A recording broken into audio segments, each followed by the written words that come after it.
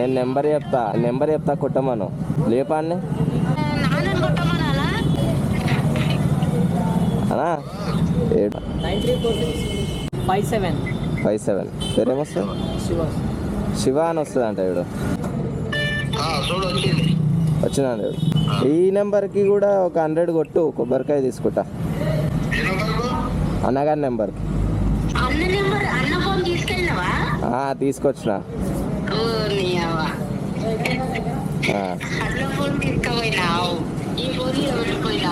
మర్చిపోయినా సరే